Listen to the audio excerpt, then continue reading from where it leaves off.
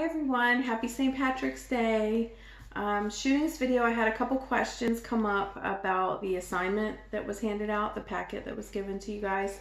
I sent out on Remind a list of chapters. There aren't chapter numbers with this book, The Glass Castle. So I sent out some segments and I listed them out for days 1 through 10 and what page numbers you should read. So I just divide that up for you. If you don't want to follow that page number guideline, that's fine. You could read more if you wanted to. But I just figured I'd give you a good range in there so that you would know where you should be in about 10 days. Okay, so day 1 was yesterday, day 2 is today, and day 3 would be tomorrow. So we're going to take a look, because I had some questions about the packet. We're going to look at what the packet asked you to do and how to complete it. So I made a little PowerPoint. So my camera woman is going to come on around. Come on around, Kylie. And let's take a look at the PowerPoint. And we had another. Let's take a look at the information we got here. All right, so we're reading The Glass Castle by Jeanette Walls. And we're reading it at home because we have coronavirus in our area. And this book was given to you on Friday. And you got a packet that looks like this on Friday. This is also available online, hcps.org. So if you lost this, you can get right online and click on the information for high schools. All 9th through 12th grade students got the same packet. So we're going to look at how to break this down and what to do exactly. So the first thing is the schedule. So I sent out a schedule. It was handwritten on paper. But here it is. If you want to pause that, take a screenshot or do whatever it is you want to do there for those page numbers. That means after about 10 days, we will be through page 135 in the book. Honestly, guys, I think we're going to be home more than 10 days. So as I find out more information from the county, I will let you know. I know they sent out a survey today to see who has internet access. So I'm thinking that they are going to go the route of trying to plan some things for online. But this page 135 will get us about halfway through the book. So you can see here on my book, that's 135. That gets us about halfway. So we'll see what happens if we get any other directives from the county. I'll be the first one to let you know about them. So for day 1, yesterday, we should have read pages 3 through 16. And then for today, pages 17 through 25. And then day 3, day 4, day 5, etc. Okay, so the packet instructions, if you got your packet, before reading, it asks you to create a plan for reading. We just went through that. We chunked some things out for numbers of pages to read daily. Preview the book by reading the title and the front and back book covers and make several predictions about the story. If you get a chance to look it up online, there are a lot of really interesting clips that have the author in them because she did an Oprah show. And I told you guys I met her at a library thing. There she is, Jeanette Walls. She actually went to an Ivy League school called Barnard College. And she was a journalist in New York. And now she lives in Virginia on a farm where she still has part of her family members living with her there in a separate house near her on the farm. But anyway, so you're supposed to first, in this before reading, preview the book and record information for both bullets above in your journal. So your plan for reading and previewing the book, making predictions about the story. Okay, so next, as we read each chunk, we're supposed to do the during reading segment. Now, we don't want you to kill yourself with all this work, right? We want you to read a book and keep your literacy up, because if we just sit home doing nothing, then, you know, our brains are going to turn to mush. We're just going to, watch Netflix and play video games and not have any kind of... It's going to be a hard adjustment when we do need to go back to school if that's all we're doing, right? So we're kind of keeping our brain active. We're thinking about literature as we are reading. We're not just reading for it to go in one ear and out the other, so to speak, okay? So during your reading, you are going to follow these instructions. So I just broke these instructions from this paper down onto this slide for you to see. So for each time you're reading, each day, you're going to write the date and the pages that you read. Then you're going to write a short summary of the major events from that segment, your personal reaction to that segment, and then during reading questions. So in here, this is the during reading questions. There's a lot of them on here. So what I'm saying is to pick one, maybe two, to talk about that goes well with the chunk of reading that you just did. Okay, so here I wrote here, choose one or two that relate to the chunk of reading for that certain day. Okay, so I did the first one as an example for you, so we're going to run through that real quick. We'll look at the example, and then hopefully that'll get you started. So pages 3 through 16, the summary is the section, it's sectioned off into different parts. So if you look at, here's my copy of the book, guys, look, and it starts with this picture. I think it's really interesting. Her parents, Rosemary and Rex Walls, on their wedding day, 1956. They look so normal, right? They look so cute and normal. They don't look like the type of parents that would put their children through the kinds of things that they put their children through, and that would do the kinds of things that they do in the book. So I often come back to this picture, and I just am shocked at how normal the parents look. This is my autographed copy. So there's Jeanette Walls' autograph from when I met her. The way that the book is set up, it has segments. The first segment 1, is called A Woman on the Street. And I talked about this a little bit in class.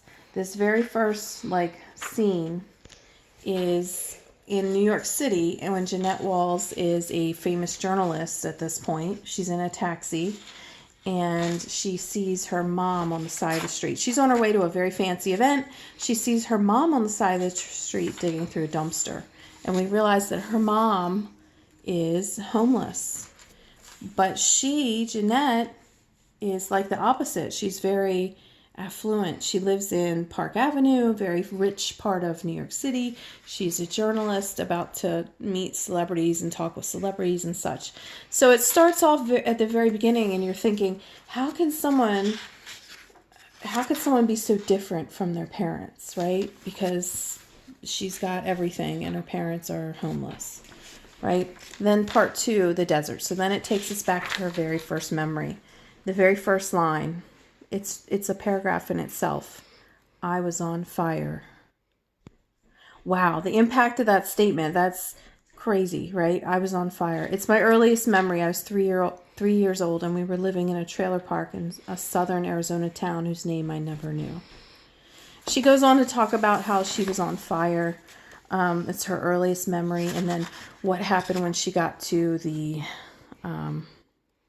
hospital. Okay. So in those first 16 pages, so then we went on, you'll notice that the chapters, they're not numbered and they don't have titles. It's just like another segment. It's almost like a bunch of little narratives all put together. So the summary for this section for pages 3 through 16, I wrote down, a woman on the street. The author was on her way to a fancy event when she saw her mother picking through a dumpster. When she met up with her mother later, it is revealed that her parents are homeless and don't want any help from Jeanette. Part 2, the desert, starts with Jeanette's first memory. She was cooking hot dogs at the age of 3 when she caught on fire and had to go to the hospital. Through the narration, we learn that Jeanette's family is very different and she lives a different lifestyle than most children. When she finally gets out of the hospital, her parents let her cook hot dogs again, immediately as soon as she gets home. She develops a fascination with fire and sets her beloved Tinkerbell on fire. So that's our summary of what happened in pages 3 through 16. Next, we're supposed to write a personal reaction. So here's my reaction. What surprised me most about this story so far is how different Jeanette's parents are from normal parents. Her mother, Rosemary, doesn't mind letting a 3-year-old cook for herself, but is mad when the nurses give Jeanette her first stick of chewing gum because it is a disgusting habit. Jeanette describes never having been somewhere so clean and so quiet before. She never had her own TV and didn't have to worry about running out of food. So the way she describes that makes you think a 3-year-old should never have to worry about running out of food. So you already know like what's going on in that house where she's never had a TV, she's never had chewing gum, yet she knows how to read. Like it's just so many different things going on together. So then you have to pick one of these during reading questions, right? So I looked through these questions and I thought, okay, we've just read a really pretty short snippet. Which one of these questions would really fit with what we just read?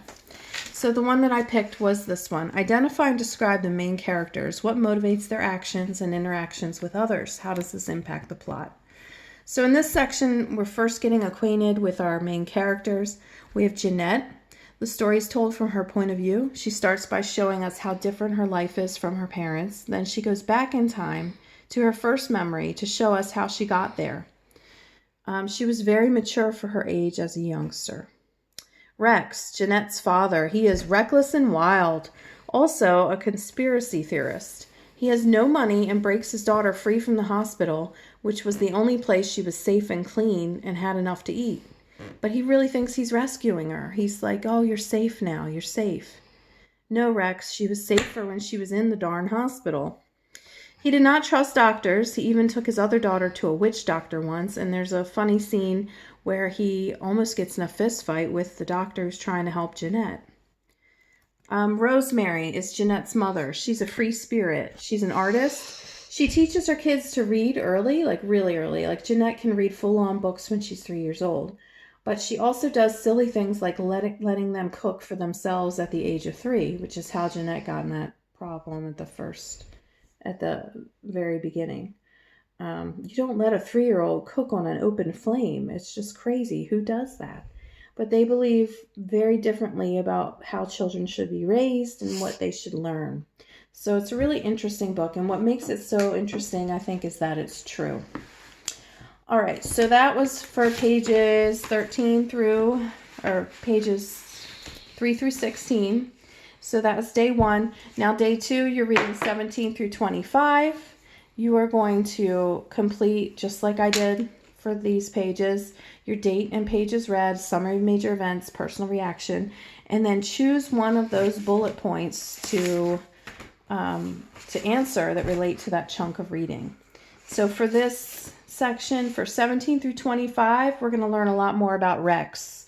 So maybe the bullet point that talks about character development, that would be a good one to use for the next segment, because we learn more about Rex and how he is, and maybe a little bit like deeper into his character and why, I don't know, we learn a lot about his deep secrets later on throughout the book, but we start to get a good picture for who Rex really is in the next segment. There's a lot of crazy twists and turns, and if you aren't already hooked on the book, you will be, because it's just so well written.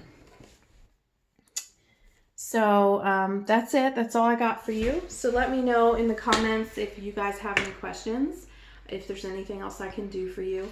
I know they have announced that they are going to be providing meals. So keep up with, if you're not getting emails from the school system, you want to check hcps.org often. They sent out a survey today to be filled out about online access, so they can figure out what they're going to do if we have to stay out of school longer than these 10 days. So look for that, fill that out. Your parents will need your student ID number in order to fill that out. Also, if you have siblings, they need to fill it out for each child. Okay, so you'll see that.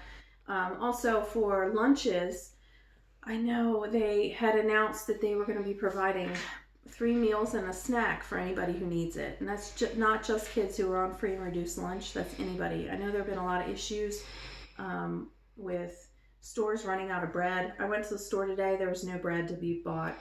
Milk was back, there was no toilet paper, and there, there's like all kinds of outages. So there was trouble buying meats at some places. It's just been a little bit crazy. So take advantage of that. There are lists of times available on HCPS, and there's a list of where you can go to get those meals. Also, some places in the community are providing meals for students.